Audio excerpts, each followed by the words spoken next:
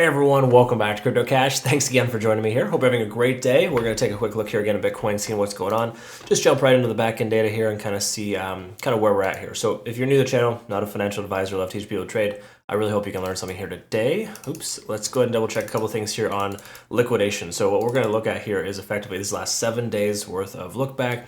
This kind of just gives us perspective on heavy concentrations of liquidation, which really just implies that we have a larger concentration of liquidation down below than we do above. However, there's a very exact high amount at 53,150. So I'm guessing that's probably a really big position, or just accumulation of positions there. So generally speaking, 53,100 as a close approximate, and as low as about 50,500 is that next level below us. So we're kind of smack dab right in the middle, so it could go either way. Just because there's more below doesn't mean it's going to necessarily go that way, but it does imply that there's potential for that. Now, if we take a look at the last 12 hours, this kind of gives us perspective on what has been happening in the last half days of worth of trading. We can see pretty much the same thing here. Again, right around 51,000 for the low level and about 52,000 for the upper range. Okay, so all in all, we're kind of just right in that middle range there. There's a decent chance we could sweep this 52K mark by hitting that top there. We have seen consistent retests of this upper range here at about 52,400. So I wouldn't be surprised if we see that as well. We had 1, 2, 3 candle wicks up, and we've also had roughly 3 to 4 candle wicks down. So both sides are getting hammered. I mean, honestly, it's a bit of a mess. It's one of those range bound situations where you just kind of buy the dip and effectively sell the top and sell the top and buy the dip again. So it's really just kind of at normal rinse and repeat until we definitively break above and close above one of those levels. We can presume the price action is going to continue within this range. That's kind of where we're at right now. So as obnoxious as it is, it's starting to slow down, and I think alts are going to be able to recover likely this weekend because they've been bleeding out pretty hard last 24 to 48 hours with these red candles here. So pending Bitcoin doesn't drop below, just say 51,000 by this weekend, I think we're going to probably see some alts kind of start to come alive. Again, Bitcoin dominance is starting to subside, and as Bitcoin dominance comes down, money's flowing back into some altcoins. Okay, so we're going to cover a few of those today, of course, but for right now, let's stick with Bitcoin and see what's going on. So what we want to look at is moving averages and just double check. We're still good on the daily time frame here as far as SMAs are concerned, right? Same thing as well here as with the traditional indicators. I wouldn't say this is phenomenal, but it's not terrible. In other words, we're still over 70 on the RSI. We can see stochastic swinging down, which is good because if stochastic's pulling back and the price isn't, then we're inevitably going to leg up if we can control this current zone. Same thing as well with money flow index, MFI.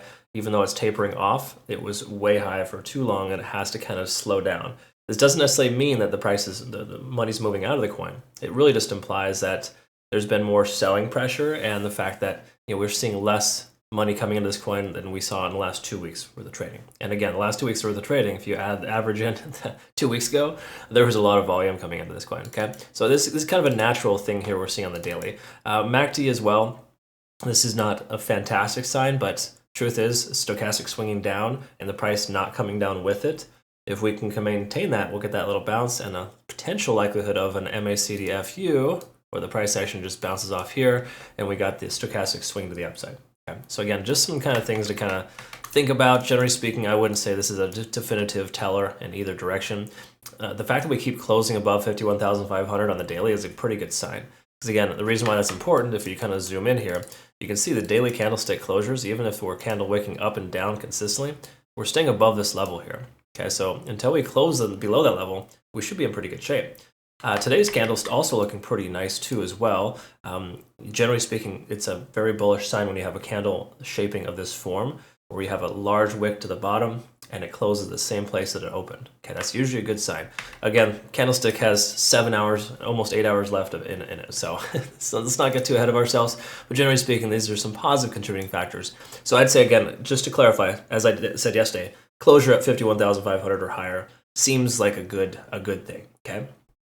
And again, just yesterday, it's funny, the price ramped up like right about 4 o'clock, just 1 hour before the candlestick closed. It just shot right straight through 51.5.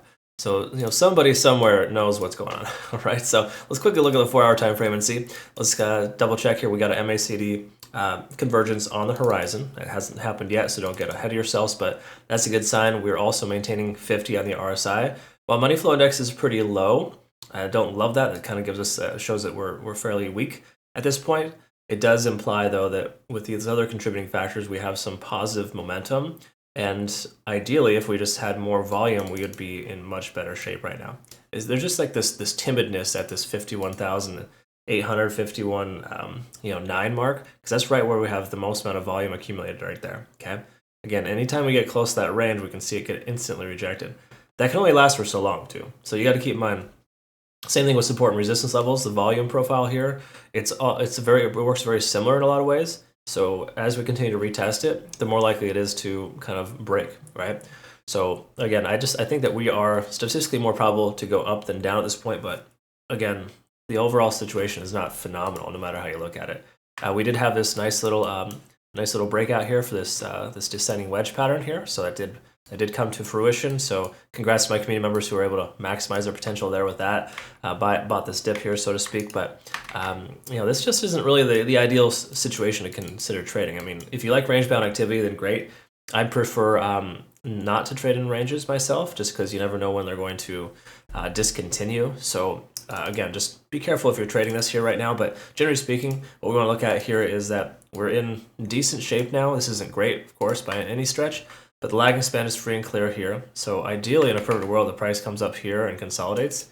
We're going to see the same thing here from the cloud. It's going to be above all the price action. Then, of course, inevitably, we'd still have the conversion line above the baseline. So we've got, I would say, 2 out of 3 reasons here why the price action could continue higher. So I would say that if the price can kind of maintain itself, again, at 51.8 or higher today, that'd be a solid confirmation the price should be able to continue to pursue the 53,000 range. But if we close below 51.8, then I would say we might actually see the price pull back here. Just again, because you can kind of see that the price keeps retesting this level, right? I mean, that could be a triple top. I think it's a bit of a stretch personally. I never like trading triple tops because I just feel that you retest that level so many times, you're going to probably break through. Keep in mind, these patterns on smaller time frames have less propensity to actually happen too. So they're less valid, if you will. In other words, at this point, it's all speculation, but I would say that the more important thing is a closure above 51,500 today, and then subsequently a bullish sign would be a closure at 51.8 or higher, because that would kind of that would confirm our doji candle here.